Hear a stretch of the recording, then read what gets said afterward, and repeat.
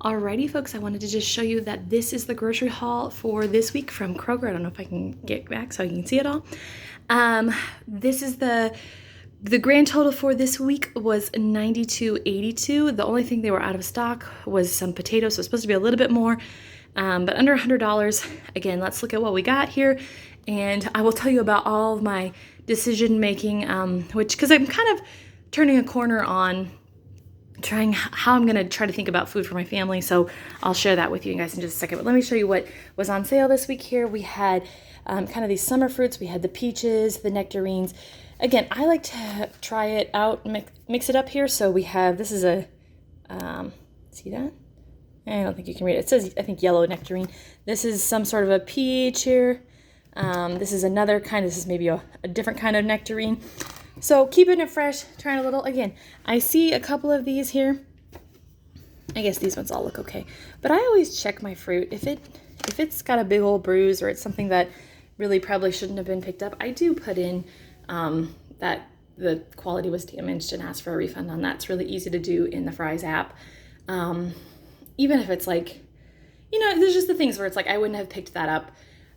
Like, for example, with this apple here, you can see it's got this big old spot. Now I probably can eat still the other half of it, but it's got this spot where it's like, no, that shouldn't have been one. That wouldn't have been one I picked up. So I will ask for a refund on that one. Anyways, again, it's really easy to go and do that in the app. And let's talk about a couple of other things. So I went ahead, I got apples, I got grapes were on sale. So each of these bags of grapes was about $2.50. They were like 97 cents a bag or a pound. So that being said, what am I going to do with so many grapes here? I like to, especially with the red grapes, stick them in the freezer, in the summer. Again, it's kind of like a little fun little easy to make popsicle. You just stick them in there, and my husband and I like to pull them out, and eat them just after dinner or something when you just want something little to munch on and snack on and something sweet and a couple grapes. You know what? That's about as healthy as we're going to get around this house right now. I am probably going to take some and cut some in half and freeze them for my daughter because she is, I just found out the other day, getting her molars. So anyways, so she's teething. So I think that would taste really good to her to help her sore gums. All right, so let's talk about here. You guys have been kind of walking with me as I've kind of tried to figure out this organic, non-organic dilemma here. I'm trying to use the Clean 15, the Dirty Dozen. If you're not familiar with those, are just lists of products, like produce that has the most and the least amount of pesticides. And so just trying to spend my money kind of avoiding some of those ones. The hard part is, I think about it and I'm like, yeah, the pests really like all the things that I like here, the pests like strawberries, they like blueberries, they like these things that I bought today, the peaches, the nectarines, those are all things that will have the most amount of pesticides on them, which is and grapes as well too. Grapes are on that list. So again, it oftentimes seems like it's really those soft fruits that have those that are on that list. So this week, again, this was one of those things where I'm like, well, the grapes are on sale, the nectarines are on sale. What do? I know those things are probably things that I should be buying organic, and they're really expensive organic. Same with strawberries and things like that. So, what I have done so far at this point, when I buy frozen peaches, I will buy the organic ones. So that's what I've done on that here.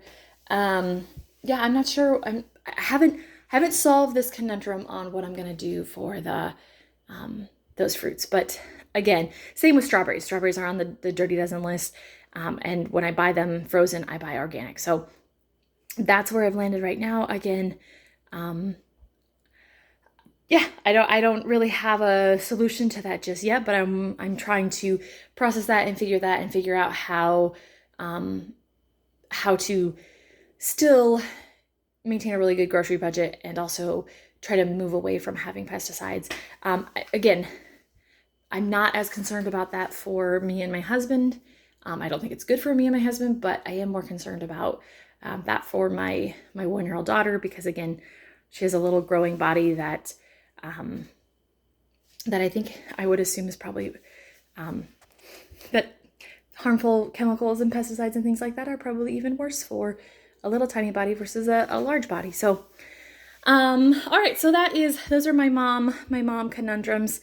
I have gone ahead here, the organic applesauce, things like that. One thing I am going to try for my daughter this week, and again, I think it would be good snacks for just me and my husband as well too, is I'm going to make some, because oftentimes my daughter, I'll give her a banana and oatmeal in the morning. And so I'm going to make some little,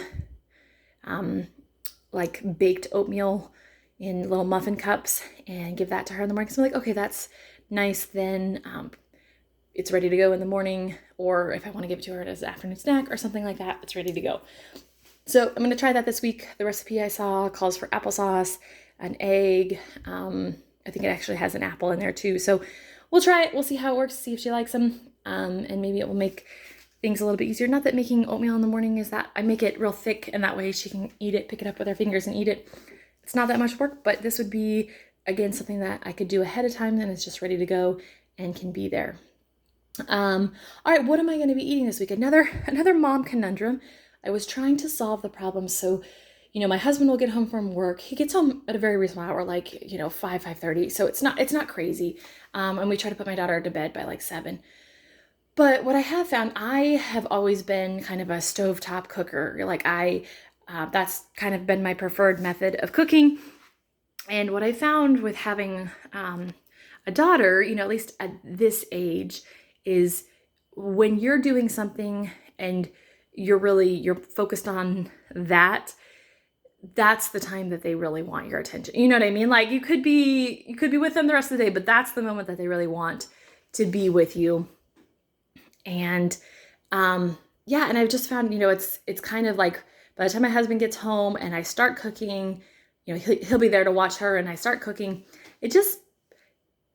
It doesn't allow us to really sit down and have dinner as a family. Like we feed her and then put her to bed and then like maybe we're still cooking, or it just has not created a peaceful, I wouldn't say peaceful, but it hasn't created this nice family dinner, this time to sit down and just talk. It's more of disjointed. So what I am trying this week, and again, I don't know if it'll work, but we're giving it a try, and we're going to see how it goes, is I'm going to try to do more things in the slow cooker.